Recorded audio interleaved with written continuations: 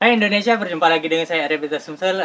Di video kali ini kita bikin tutorial cara ternak kutu air. Nah, jadi untuk teman-teman ada yang berpendapat bahwa ternak kutu air itu sulit atau susah. Jadi sebenarnya enggak juga. Jadi kalau teman-teman memang niat mencari ilmu dan langsung praktek, sebenarnya langsung bisa ya. Jadi untuk video kali ini kita akan mencoba menjelasi ya apa-apa aja yang harus kalian betul-betul perhatiin agar ternak kutu air kalian itu berhasil. Nah, jadi untuk tetap stay terus sampai video ini selesai, jangan kemana-mana, tetap di Arifita Sumsel. Let's go!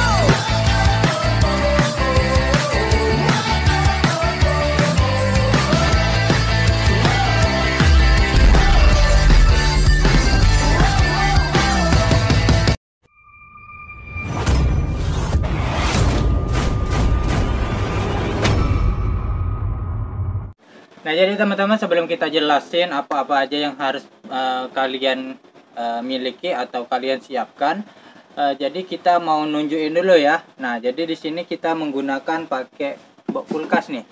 Box kulkas, jadi untuk solusi bagi teman-teman yang mainnya itu rumahan ya. Jadi kalau untuk yang di pinggir-pinggir kota atau yang memiliki lahan luas, sebenarnya spot-spot kutu air tuh mudah didapat terkadang di satu daerah ya. Tetapi bagi teman-teman yang masih kesulitan nih untuk mendapatkan kutu air dikarenakan kesibukan kerjanya mungkin atau di tempat tinggalnya itu tadi tidak memungkinkan untuk mendapatkan kutu air. Jadi kita kasih solusinya lagi ya. Jadi setiap masalah itu teman-teman pasti ada solusinya. Jadi di sini kita lihat dulu nih. Ini adalah tempat ternaknya ya. Ini kita menggunakan pakai box kulkas saja agar teman-teman bisa meniru di rumah. Nih, jadi di sini teman-teman bisa perhatiin, di sini adalah contoh kutu airnya nih ya. Ini dikarenakan masih lumayan terang ya cuacanya, jadi otomatis si kutirnya tadi belum terlalu naik semua. Jadi di sini masih agak siang ya. Nih, jadi ini sampai ke bawah-bawah situ masih banyak teman-teman nih. Nih, bisa teman-teman lihat kan? Nah, jadi di sini teman-teman pasti ada pertanyaan ya kan, di dasarnya tadi itu kira-kira berapa senti bang? Nah, kalau untuk ukurannya ini kurang lebih 60 sampai 80 cm. Jadi di sini kan teman-teman bisa perhati nih, ini adalah tinggi box kulkasnya ya. Nah, kalau untuk paling dasarannya apa perlu dikasih tanah? Enggak juga. Karena di sini kami enggak menggunakan tanah ya untuk yang bagian dasar paling dasar itu, kita langsung aja masukkan bahan-bahan untuk menggunakan untuk ternak ya si kutu air ini teman-teman. Jadi nanti teman-teman juga bisa lihat di bagian malam hari ya. Nanti kita kasih tunjuk juga di bagian malam harinya, kita bikinin videonya agar teman-teman itu bisa memang tahu ya, oh berarti yang seperti itu memang yang sudah jadinya. Jadi ini adalah contoh ya, jadi istilahnya tuh testimoninya teman-teman.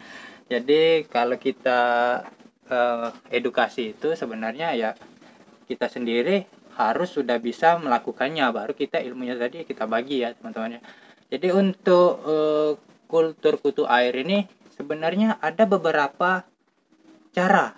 Nah, jadi untuk video kali ini mungkin cara yang pertama ya. Untuk video next nanti kita kasih tahu juga beberapa cara lagi untuk ternak kutu air ini. Nah, jadi di sini kan ada mungkin teman-teman yang kesulitan mendapatkan bahannya atau semisalnya ya. Jadi untuk kali ini biasa seperti youtuber lainnya ya. Jadi kalau untuk kutu air ini teman-teman yang pertama harus siapkan kotoran burung puyuh. Nah, jadi itu adalah bahan yang pertama yang harus teman-teman siapin. Nah, jadi di sini kotorannya nih di sini ya teman-teman. Jadi kalau kami kotoran burung puyuhnya itu tidak kami taruh langsung di bak kulkasnya ya.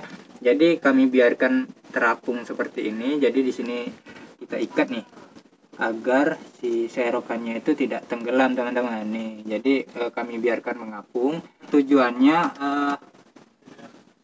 kotorannya ini bisa kita aduk-aduk ya setiap harinya. Nah, jadi kalau dia dibiarin seperti ini teman-teman, dia sarinya ini tidak keluar ke kolam atau ke bak kulkas ini ya. Jadi kalau dari atas ini kotorannya bisa kita aduk-aduk seperti ini.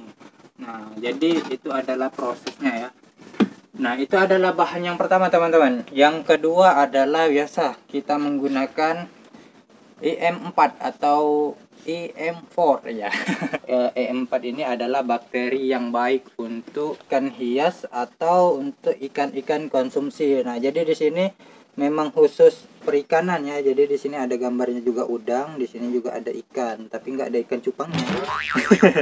Nah, jadi ini kita gunain bukan untuk ikan cupangnya ya. Kita gunain sekarang kita mau bikin kultur kutu air. Jadi setelah kotoran burung puyuh tadi, teman-teman harus membeli ini. Kalau di sini masih murah ya, sekitar 30 ribuan. Tapi nggak tahu kalau di tempat-tempat teman ya, tergantung penjualnya juga. Jadi setelah ini teman-teman harus siapin juga ini nih. Apa ini? Ini adalah kok lengket. Ini adalah gula merah teman-teman. Nih, jadi selain kotoran burung puyuh dan EM4, teman-teman harus siapin ini gula merah. Nih, jadi langkah yang harus dilakuin apalagi nih Bang? Jadi kalau kami pribadi ya, ini nih adalah lubukan ikan cupang yang tadinya ada ikannya, kemudian kami pindahkan ke kolam pembesaran. Tuh, di situ kan. Jadi waktu ikannya dipindah untuk pembesaran, air yang lama tadi bekas burayak tadi kita langsung gunain atau langsung kita manfaatin untuk kultur kutu air. Nah, jadi bagi teman-teman juga kalau mau bikin pakai air yang baru bisa, nanti kita jelasin juga di video seterusnya ya. Nanti untuk cara-cara yang berikutnya juga kita jelasin lagi. Jadi untuk kultur ini kita jelasin beberapa cara nanti ya ke depannya ya. Jadi ini adalah cara yang pertama tadi. Nah, jadi kalau di sini tadi adalah bekas burayak ikan cupang ya. Jadi otomatis airnya itu udah 1 bulan lebih ya. Nah, jadi teman-teman langsung aja di sini teman-teman siapin serokan dan juga masukkan kotoran burung puyuhnya. Nah, setelah itu apa lagi Bang? Nah, jadi teman-teman harus memberikan ini EM4. Jadi EM4 ini teman-teman kalau ada yang belum tahu ya, ini bentuknya tuh cairan nih. Nih, teman-teman kasih satu tutup ini aja kalau untuk main kulkas ya. Nih. Nih. Satu tutup ini aja teman-teman tuangin. Ini contoh aja ya, karena ini sebenarnya udah jadi, udah ada kutu airnya. Teman-teman sebarin aja kayak gitu. Tuh.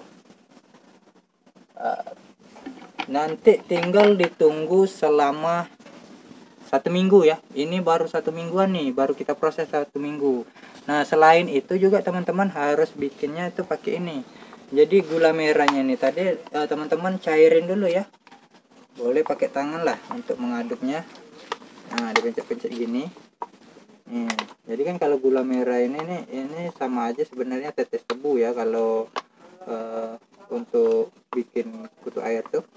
Tapi kalau susah carinya ya kita cari yang dipermudah. Semua kalau bisa itu dipermudah, jangan dipersulit. Nah, bahan-bahannya itu kita cari yang paling mudah ditemukan teman-teman ya. Nah, jadi di sini kita menggunakan gula merah biasa. Emang ada gula merah luar biasa? Balik lagi. Nih, jadi teman-teman harus larutin dulu ya. Nah, tangan nggak apa. Ini gula merahnya nggak kotor. Nih, jadi setelah larut seperti ini ya tinggal teman-teman tuangin ke sini lagi. Nih. Nah, jadi setelah teman-teman masukin bahan-bahannya tadi ya, prosesnya berapa lama? Jadi prosesnya itu teman-teman untuk menjadikan airnya tadi, ini kan otomatis airnya yang udah lama ya, memang air bekas burayak ikan cupang. Nah, setelah teman-teman masukkan bahannya tadi, teman-teman harus mengaduk kotoran ini tadi setiap harinya agar sari-sarinya itu keluar dari serokan tadi ya. Nah, kenapa kami tidak menggunakan karung atau bahan lain yang dimasukin kotorannya itu terus dicemplungin gitu aja, itu kalau kami sendiri pribadi sudah pernah melakukannya, kutu airnya sedikit. Memang jadi tapi tidak kurang maksimal teman-teman. Jadi kan kalau yang diserokan ini tadi kita bisa aduk-aduk agar si sari kotorannya tadi bisa keluar dia. Nah, jadi sangat direkomendasikan menggunakan serokan ini ya teman-teman. Nanti tinggal teman-teman setting aja di rumah masing-masing ya, gimana caranya agar serokannya tadi bisa mengambang di atas airnya ya, jadi agak masuk sedikit tapi tidak tenggelam, agar bisa teman-teman aduk-aduk nanti. Nah, itu adalah prosesnya itu selama 1 minggu setelah teman-teman memasukin semua itu bahan-bahannya tadi. Biasanya dia akan timbul sendiri tapi dengan skala yang sangat halus sekali. Jadi setelah itu apa perlu dimasukkan starter? Kalau mau cepat pakai starter teman-teman. Jadi teman-teman bisa cari di parit-parit ya. Pokoknya kasih sedikit saja hanya untuk starter. Kalian sebar situ, nanti sekitar 2 hari atau 3 hari perkembangan kutu airnya pasti udah sangat signifikan ya teman-teman. Nah, jadi itu adalah cara ternak kutu air ya. Nah, jadi ya, yang teman-teman harus perhatiin juga setelah dia itu keluar, untuk perawatannya itu gimana lagi. Jadi kan sebenarnya untuk kultur awalnya itu tadi sebenarnya mudah ya teman-teman ya, tidak terlalu sulit.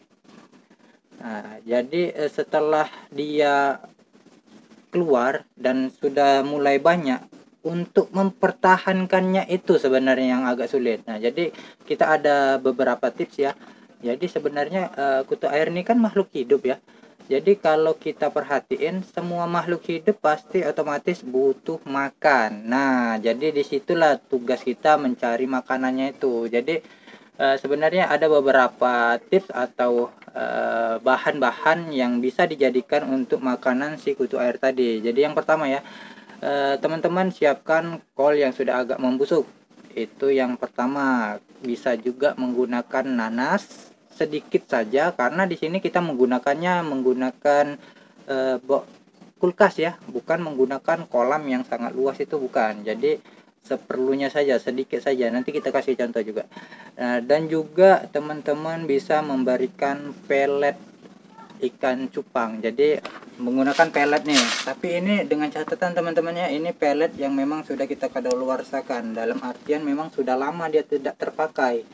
Nih, jadi teman-teman bisa perhatiin ya, nih dia kan sedikit agak berwarna putih-putih tuh, itu menandakan dia tuh sudah expired ya, sudah enggak, jangan dikasih cupang lagi. Nih, yang kayak gini taruh ini aja nih, kayak gini aja, simple aja, nggak usah dibikin repot-repot. Nih, nanti kan dia kan otomatis akan lembut sendiri ya peletnya ini ya. Nah, dan disitu akan dimakan oleh kutu airnya teman-teman. Nah, jadi itu adalah 3 makanan kutu air ya, sebenarnya bisa digunakan. Nah, dan juga bisa dari sayur-sayuran ya, sayur-sayuran yang agak sudah membusuk bisa teman-teman gunain. Tapi kalau kami ya paling pakai pelet ini aja. Nah, nanti untuk next video kita ajarin juga tentang cara-cara yang sedikit berbeda namun berhasil bisa beternak kutu air juga. Nah, jadi untuk video kali ini teman-teman bisa simpulkan ya, cukup dengan kotoran burung puyuh, PM4, dan juga apa tadi, gula merah ya. Jadi gula merah yang dicairkan teman-teman masukin ke situ semua dengan takaran ini tadi, hanya 1 tutup botol ya, 1 tutup botol atau 2 bolehlah, 2 tergantung takaran airnya ya. Kalau di sini kita gunain lumayan penuh airnya.